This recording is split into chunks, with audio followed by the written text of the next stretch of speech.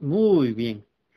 En la lección del día miércoles nos encontramos con el tema, el cual es a mi pueblo. En Romanos capítulo 9, versículo 25, Pablo cita a Oseas 2:23 y en Romanos 9:26 cita a Oseas 1:10. El contexto es que Dios instruyó a Oseas para que tomase a una mujer fornicaria, o sea, una prostituta. Asimismo en Oseas capítulo 1, versículo 2, como en la ilustración de la relación de Dios con Israel, porque la nación se había ido detrás de los dioses falsos o tras de los ídolos. Por esta razón, los hijos nacidos de este matrimonio realmente recibieron nombres que representan el rechazo de Dios y el castigo de Israel por su idolatría.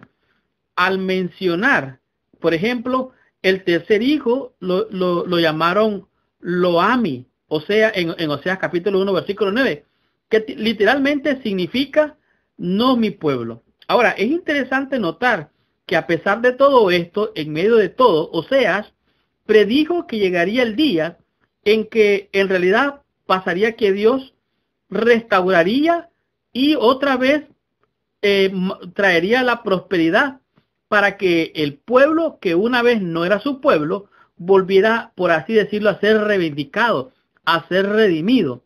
Así es que ellos dejarían los falsos dioses y volverían al pacto con Dios. En este momento, los que eran lo ami, o mejor dicho, los que no eran su pueblo, no eran mi pueblo, llegarían a ser ami, o sea, mi pueblo, como dice en el libro de Oseas. Ahora, es interesante también notar que en Romanos capítulo 9, 25 al versículo 29, se puede observar cuántas veces Pablo cita el Antiguo Testamento para expresar su opinión. Y de esta manera hace, por así decirlo, una descripción gráfica de lo que pasaba en su época. Ahora, la pregunta es, ¿qué esperanza ofrece aquí el apóstol Pablo en estos textos? Podemos encontrarlo, como ya dije, en Romanos capítulo 9, versículos del 25 en adelante.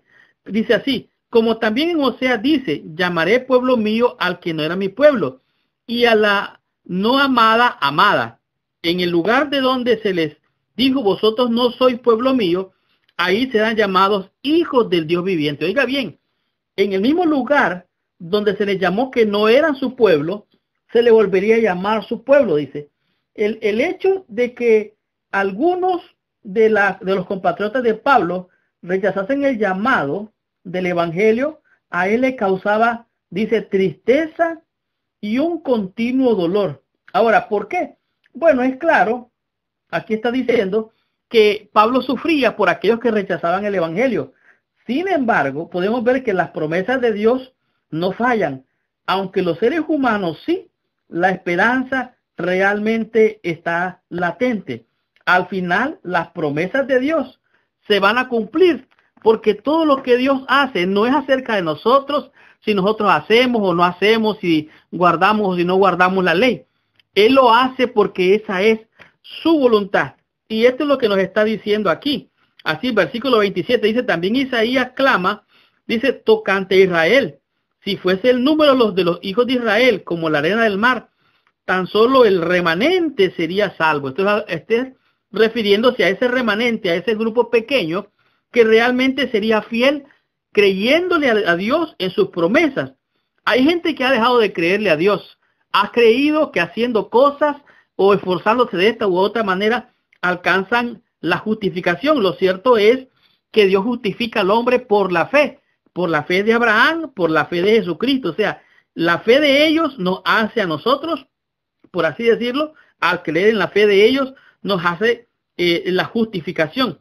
Versículo 28, porque el Señor ejecutará su sentencia sobre la tierra y en justicia y con rectitud.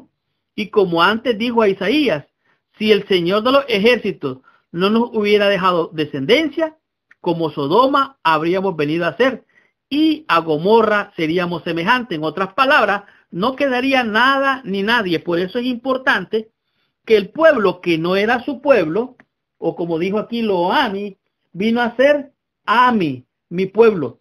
Y esta es una señal maravillosa del amor, de la gracia y de la misericordia de nuestro Dios. ¿Por qué? Porque aquel pueblo que ya no era pueblo, viene a ser nuevamente el pueblo de Dios, que significa mi pueblo. Estudiemos la lección del día jueves y comprendamos qué nos dice en este día la lección con el tema que es tropiezos. Estudiemos la lección, descubramos nuestra bendición.